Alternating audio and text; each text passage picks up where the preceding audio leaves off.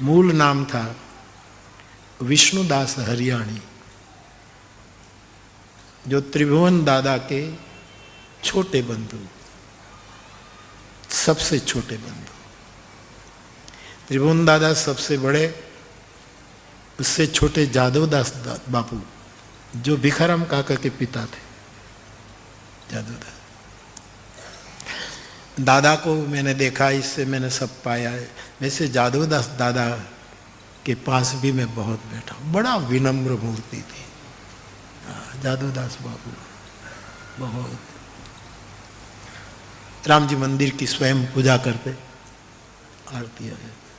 वो कभी नादुरुस्त हो तो मुझे कहे बेटा तू कर ले, और वो चले गए तब आपकी धर्मपत्नी, हम मणि माँ कहते थे, भिखाराम काका की माँ, वो आरती करती थी। वो फिर मुझे कहा कि बेटा तू कर ले, तो फिर मैं सेवा कर लेता था। तो त्रिभुवन दादा से छोटे भाई जादवदास, और इससे छोटे विष्णुदास, जो कैलाश के महामंडलेश्वर रहे। और हम लोग वैसे भी कहने में, चलो ना, कहने में क्या जाता है, कहने में तो वैरागी बाबा है ही, वैराग आए ना वो दूर की बात, लेकिन लेबल तो लगा है। लेबल हो कि नहीं छोड़ो, लेकिन कभी कभी लेबल भी बहुत काम कर लेता है। तो हमें लोग वैरागी बाबा कहते हैं, मार्गी कहते हैं, आलोचना करते, ये तो मार्गी है, ये तो वैरागी बाबा, भटकते बाबा है। तो ये किसी न किसी, ये व्यास स्तुति है, निंदा के द्वारा व्यास स्तुति होती है साहित्य में, कि निंदा के द्वारा भी कहते। तो आपने शादी नहीं की, और मुझे इसमें संकेत लगता है कि त्रिभुवन दादा ने दबाव नहीं डाला। शायद इसको लगा होगा कि हम संसार और एक इस संसार से एक दूसरा सन्यास पैदा हो, जो विश्व का मार्गदर्शन करे।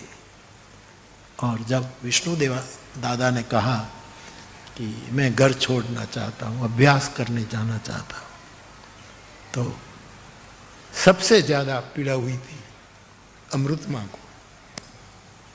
इसने कहा कि नहीं नहीं, तू मत जा। देवर थे और उसने मना किया था, लेकिन आखिर में ये निर्णय हुआ। और वो जितना मुझे ज्ञात है, बुजुर्गों से जो सुना है, वो आपको इतना ही बताऊं। फिर वो सौराष्ट्र की यात्रा पर इधर उधर सब जगह गए, और फिर काशी आए, दंडी आश्रम काशी का। वहां संस्कृत का गजब का अभ्यास किया। और मुझे रमन रेती वाले महाराज, पूज्यपाद गुरु शरणानंद जी भी कहते कि बापू, मैं भी जहां दादा पढ़े वहां भी मैं भी पढ़ा। वो स्थान मुझे फोन पर भी बता रहे थे कि बापू, मुझे इसका आनंद है कि जहाँ विष्णु देवानंद गिरी पढ़े थे तो हम वहाँ पढ़े। ऐसे तो कई प्रमाण अकृता बहुत मेहनत करके जुटा रही है, सब जगह से, कहाँ से ये खोज करके। ठीक है, अच्छी बात है। तो बहुत पढ़े, संस्कृत के प्रकांड विद्वान हुए साहब, और संस्कृत के शीघ्र कवि भी थे। शीघ्र, ये वेदांत रत्नाकर क्या है, अपनी रचना है। वेदांत के ब्रह्म के सूत्रों को छंदों में डाला है, संस्कृत में छंदों में डाला। उसका थोड़ा थोड़ा स्मरण में कराऊंगा आपको। फिर वो वहां से छात्र के रूप में काशी में रहे, फिर उत्तर की ओर यात्रा शुरू हो गई। और घूमते घूमते ये भूमि ऋषिकेश आए।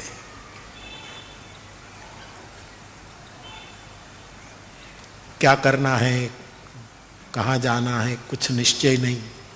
आकर गंगा में स्नान किया होगा, और फिर यहाँ से मुनि की रेत से गुजरे होंगे, और जो कैलाश आश्रम की ध्वजा फहर रही है, अभिनव चंद्रशेखर भगवान शिव जी इतनी सालों से जहां विराजमान है, उसकी सीढ़ियां तलगा जड़ा के चरणों ने चढ़ी धीरे धीरे। और उस समय वहां के जो महामंडलेश्वर, बड़ी कल मुनि जी याद कर रहे थे ना, विवेकानंद जी, राम, सब यहां से गुजरे हैं, सब वहां गए हैं। कैलाश आश्रम का शिलालेख देखो, वहां कौन कौन आ गया है। और डिवाइन लाइफ सोसाइटी के परम पुरुष भगवान शिवानंद स्वामी, वो तो हमें विद्यानंद जी कहते थे कि जब वहां से निकलते थे अपने आश्रम में तो रुक जाते थे, वाहन का परित्याग करके रोड पर कैलाश आश्रम को दंडवत करते थे। ये शिवानंद जी के अद्भुत विद्यावान थे साहब, विद्या वाचस्पति कहलाते थे, विद्या वाचस्पति थे। देश विदेश के लोग आकर उससे पढ़ते नहीं, उसको देख करके पढ़ाई हो जाती थी। उसको देखे और पाठ पूरा हो जाता था। ऐसा मैंने कई महापुरुषों से सुना है। तो वहां कैलाश आश्रम में गए और जिज्ञासा की कि मुझे संन्यास लेना है। और एक वाक्य बड़ा, कुछ दादा ने बताया, कुछ पिताजी ने बताया, जो मिले थे, बड़ा। तो पूछा कि किस कुल से आ रहे हो, कहाँ से आ रहे हो, क्यों दीक्षा लेनी है, घर को पूछ कर आए हो कि भाग कर आए हो, क्या है क्या है क्या है, तो जरा बताओ।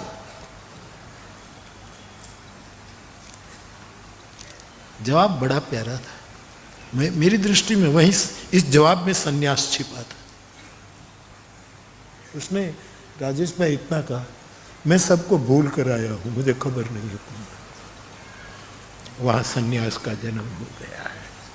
और हम, खैर काल प्रभाव, हम तो संन्यास लेने के बाद गुरु भगिनी, गुरु बंधु, गुरु चाचा, गुरु भाई, ये ठीक है, बहुत अच्छी बात है, इसकी मैं आलोचना नहीं कर रहा। लेकिन जो पुरुष कहे कि मैं सबको भूल आया, मुझे कौन माँ, कौन बाप, कौन कोई याद नहीं। और कैलाश पीठाधीश को लगा होगा कि संन्यास का अधिकारी है। हर वस्तु को जो छोड़ कर आया। और मेरी दृष्टि में प्रैक्टिकल पर बहुत रहे होंगे। हम देखो सन्यासी महापुरुषों को देखिए, हमारे विद्यानंद गिरी जी महाराज जो ब्रह्मलीन स्वामी, ये सन्यासी लोग हैं, है ना, तो वो क्या, ये तो सिए हुए कपड़े पहनते नहीं, धोती पहने, फिर ऊपर जो पहने उस गांठ बांधते, इधर गांठ बांधे, इधर गांठ बांधे, इधर बांध, लाख छिपाओ शरीर तो भी छिपे ना, ऐसा ऐसा वो, ये एक यूनिफॉर्म तो ना कहूँ, लेकिन बड़े बड़े महापुरुष ऐसे ही कपड़े बांधते थे। इसमें असुविधा बहुत होती है। अपने भारती बापू बांधता, भारती बापू, भारतीय आश्रम, और कई हमारे विद्यानंद गिरी जी स्वयं को ऐसे ऐसे कई महापुरुष। उसी काल में, उस काल विष्णु युग की बात कर रहा हूं, ये मेरा विष्णु युग था। उस काल में ऐसा निर्णय करना कि जो वस्त्र असुविधा पैदा करे, ऐसा कहाँ शास्त्रों में लिखा है कैसे। और विष्णु दादा सी हुई कपड़े पहनते थे, ये उसका प्रमाण है कि वस्त्र के कारण कोई सन्यास खंडित नहीं होगा। उसको लगा होगा कि गांठ बांधे, ये बांधे, ये करे, मर्यादा का प्रश्न होगा। शरीर का ये पेट दिख दे, ये दिख दे, बहन बेटी आती हो, ये सबके लिए कितनी मर्यादा का जतन किया। और ये मर्यादा का भान दादा को रहा। वो तलगा जड़ा के घर में मर्यादा पुरुषोत्तम की भक्ति थी, इसका प्रमाण। राम को सिया, इसका मूल में तो राम है। तो वो फिर यहां जब उसको महामंडलेश्वर पद देने की बात, भाग गए, मुझे नहीं चाहिए। बागुरी विषम तुराई मनु भाग मृग भाग बस। तुलसीदास जी लिखते हैं वो घटना घटी नहीं।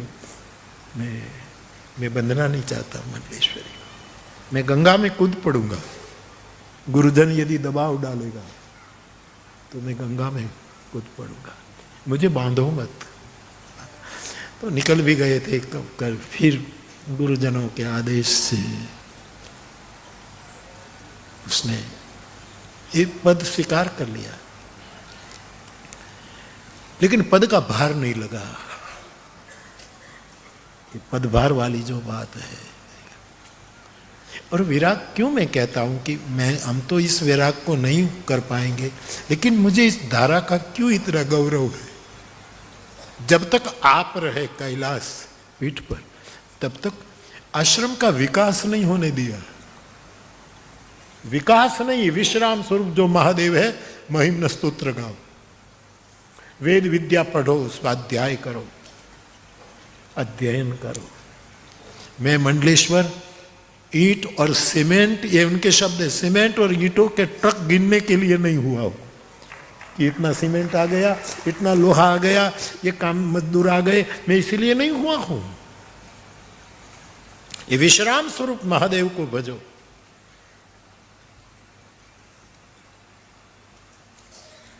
और ये हमारा दुर्भाग्य समझो कि हमारा गौरव समझो। दुर्भाग्य इस रूप में कि तलगा जला छोड़ने के बाद कभी गुजरात में नहीं आई। वो पूरा प्रदेश आपने छोड़ दिया, ये दुर्भाग्य माना जाए, एक अर्थ हो। लेकिन गौरव भी है कि सन्यासी हो तो ऐसा पितृ राज्य में न गाए। अब ये प्रेमपुरी आश्रम और ये सब पूरी वेदांत की परंपरा मुंबई की, तो प्रवचन के लिए जाना पड़ता था, तो मुंबई तक आए थे, मुंबई आए थे। और मुंबई में हमारे बड़े पिताजी प्रभुदास बाबू के बड़े भैया बनमाली दास बाबू, वो मुंबई में एक सेठ के वहाँ हिसाब किताब की नौकरी करते थे। उसने सुना कि विष्णु दादा आए, विष्णु चाचा आए, और उसने उस समय फोन बॉन तो नहीं था, पोस्ट कार्ड लिखा त्रिभुवन दादा को, पिताजी पर पोस्ट कार्ड आया कि दादा को, पिताजी को कहो कि विष्णु चाचा आए हैं, आप मुंबई आओ, आप मिलो। दादा भी सफेद वृक्ष में परम सन्यासी था। उसने कहा कि अच्छा लगेगा मुझे कि मेरे कुल का एक साधु विद्या का डिम डिम घोष कर रहा, लेकिन मेरे जाने से उसके सन्यास में कहीं कुछ खलेल पड़ जाए तो सबके बीच में वो मेरे पैर छूने आएंगे कि मेरे बड़े भैया हैं, लोग क्या सोचेंगे। तो पहले तो मना कर दिया, फिर बहुत कहा, तब त्रिभुवन दादा गए। उस समय विष्णु दादा के प्रवचन माधव बाग में चल रहे। उस समय माधव बाग में किसी का प्रवचन हो, ये बहुत बड़ी गौरव की बात मानी। माधव बाग में प्रवचन, भावनगर में कथा कहीं भी हो, लेकिन भावनगर में टाउन हॉल में कथा, ये गौरव की बात। जहां बिंदु जी कथा करते थे, महाराजा भावनगर नरेश कथा, ये टाउन हॉल में कथा। और इनके कदमों के कारण मुझे दोनों जगह कथा करने का अवसर मिला, माधव बाग में भी और भावनगर टाउन हॉल में भी।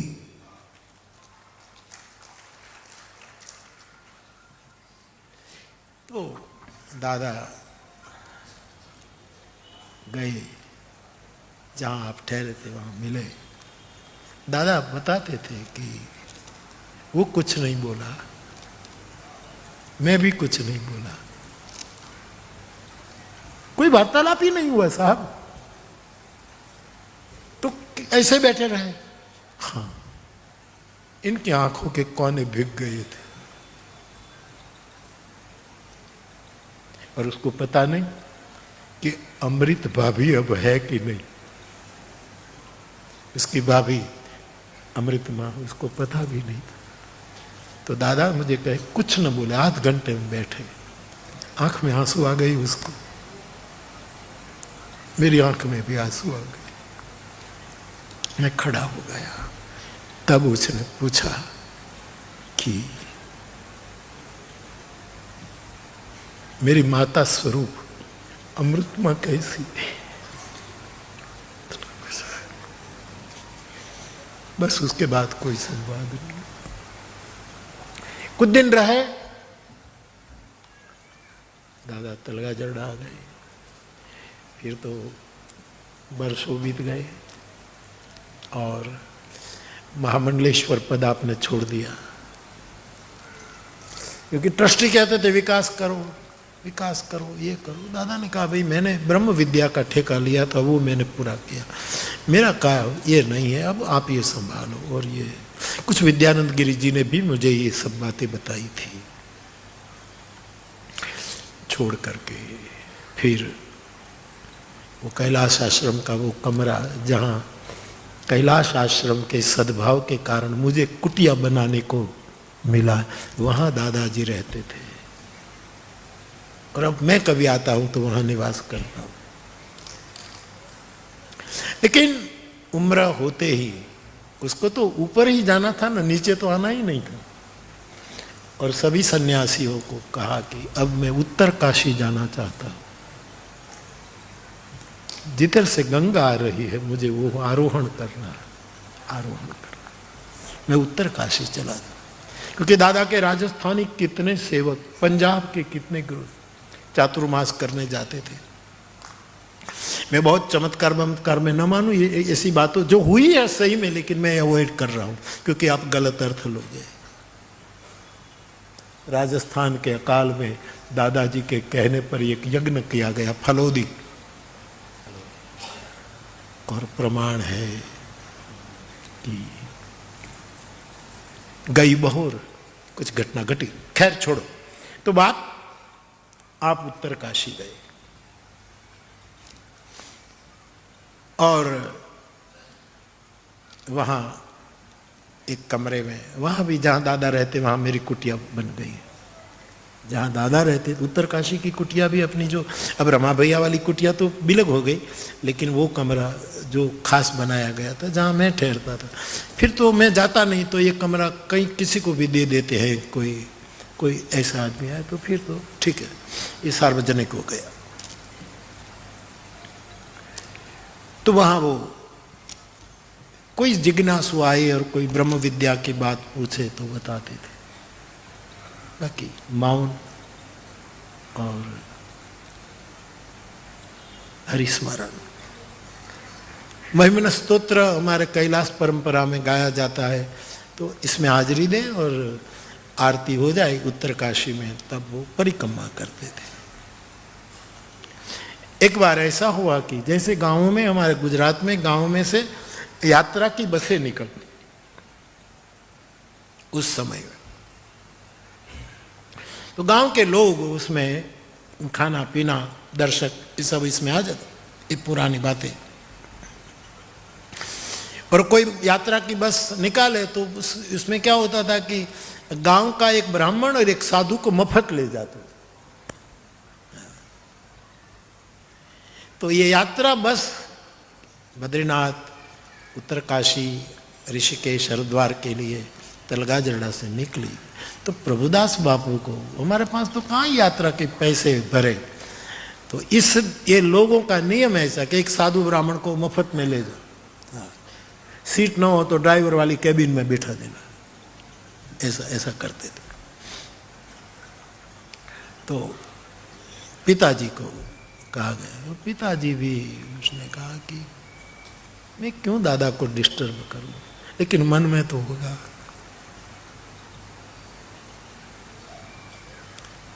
कि एक बार इन सनातनी आंखों को देख लूं। और पिताजी बस में गए,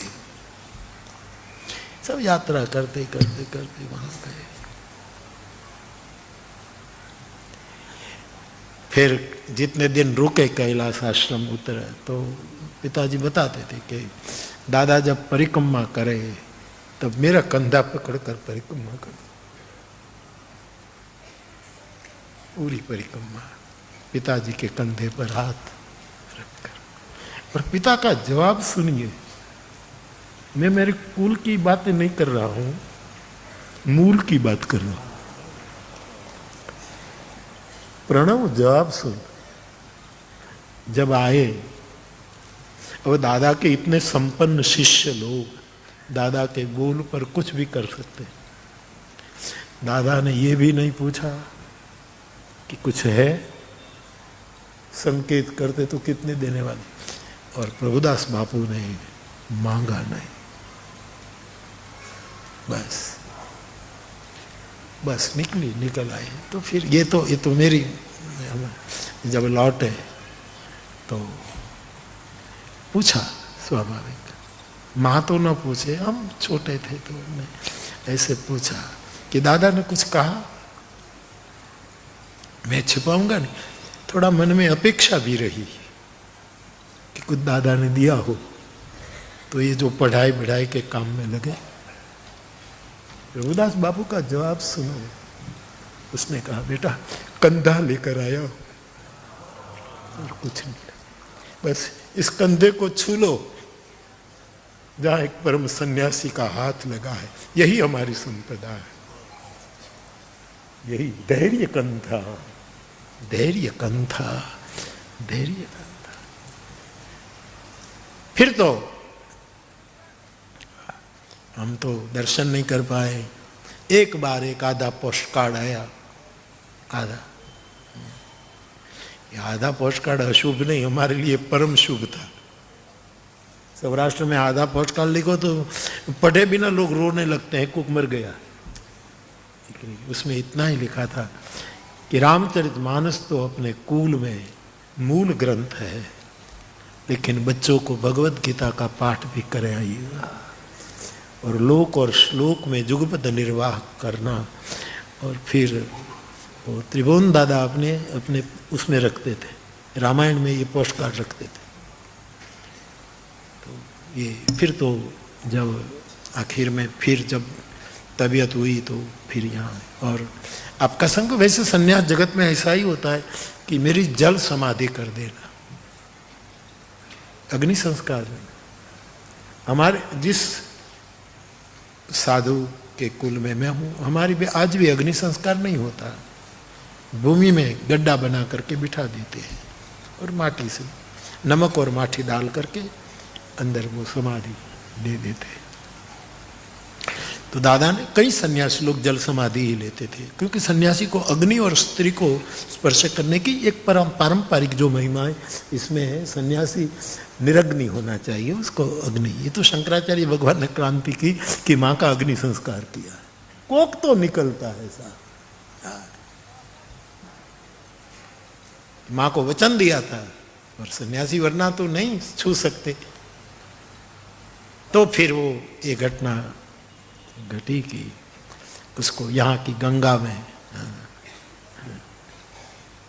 उसके शरीर को बहा दिया। तो मैं तो जब से पहली बार आया था, मैं मोंगी माँ की कथा करने के लिए कच्छी आश्रम में कथा, पहली बार गंगा, तो मैंने तो यही सोचा कि मैं गंगा स्नान नहीं कर रहा हूँ, मैं विष्णु स्नान कर रहा हूँ।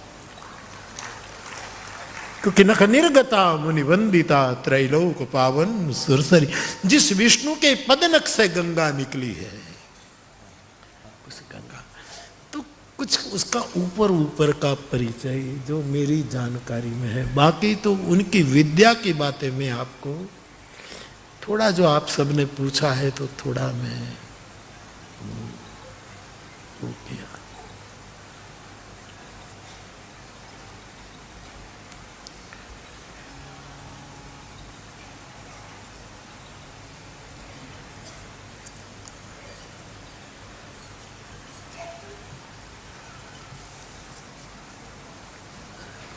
एक बात करके मैं आगे बढ़ूं, और वो ये है कि जब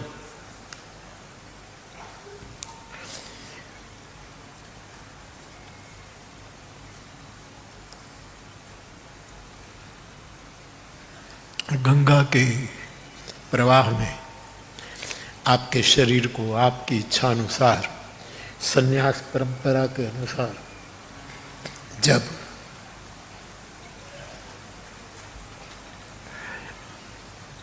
जल समाधि दे दी गई, क्या करते हैं, पत्थर बांध देते हैं बॉडी से ताकि वो डूब जाए और जलचर उसके बॉडी का भी सदुपयोग कर ले। यही परम कि इस शरीर की बहुत समाज ने सेवा की है। ये शरीर कीट भृंगों के लिए भी उपयोगी हो जाए, इसीलिए वो जल में प्रवाहित कर देते थे। तो हमको तो ये समाचार उसी दिन नहीं मिला, कुछ दिन बाद मिला कि विष्णुदेवानंद गिरी निर्वाण पद को प्राप्त हो गए। वैसे भी हमारे घर में चूल्हा कम जलता था, रोटी मांग कर ही खाते थे, लेकिन इसका तो मैं सच 3 दिन सावित्री बने रसोई, और ये जानकारी तलगा जड़ा कोई गांव में किसी ने खाना नहीं खाया। एक सन्यास निर्वाण हो गया। थोड़ी इनके चरणों में मैं मेरी वाणी को पवित्र करूं कि दादा, हमने तो आपको निरखा भी नहीं और परखा भी नहीं, निरखा भी नहीं और परखा भी नहीं।